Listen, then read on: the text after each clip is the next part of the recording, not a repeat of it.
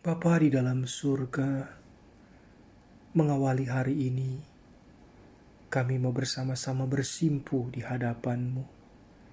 Betapa ajaib dan dahsyatnya karya-Mu dalam hidup kami, Tuhan. Inilah ungkapan syukur kami yang kami bawa dari hati yang diberkati. Amin.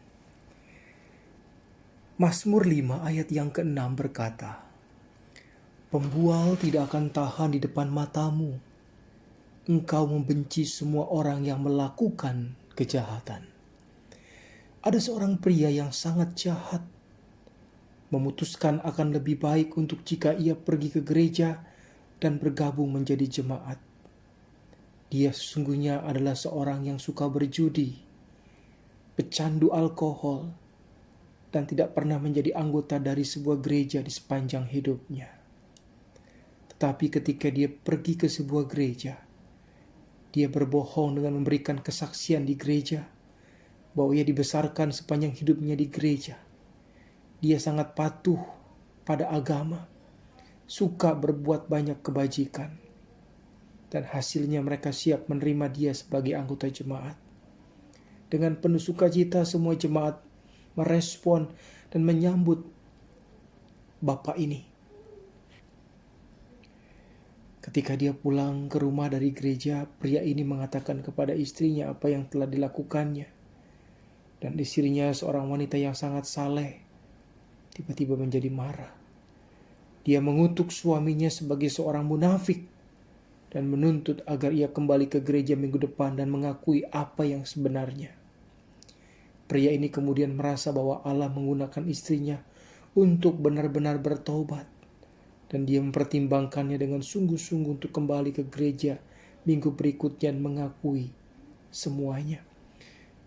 Minggu berikutnya ia putuskan untuk kembali ke gereja, berjalan ke depan lagi untuk memberikan kesaksian. Dan kali ini ia mengaku ke gereja tentang semua dosa-dosanya. Dia mengatakan kepada mereka bahwa dia tidak jujur minggu lalu.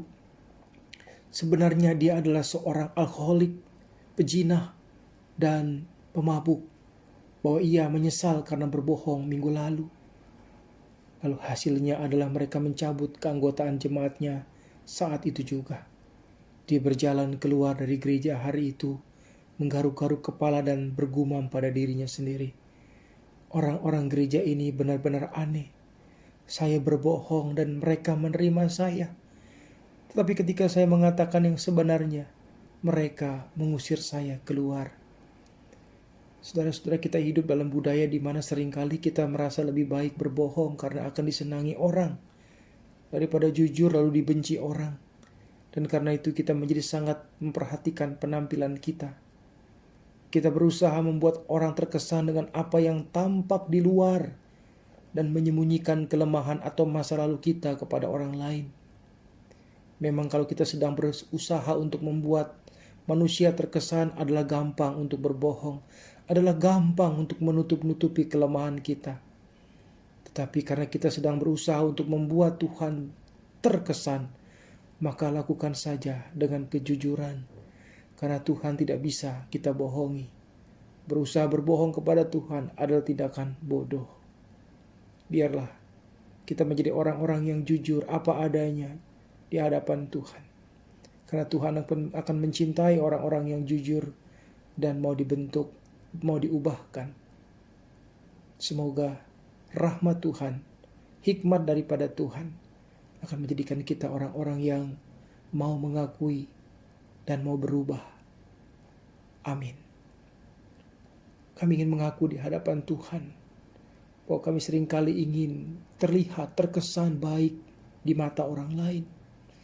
Kami menutup rapat-rapat akan borok-borok kami yang seharusnya itu kami sadari. Dan seharusnya kami berubah, bukan untuk menutup-nutupi apa yang selama ini jahat dan tidak berkenan di hadapan-Mu, Tuhan. Ampunilah kami. Amin.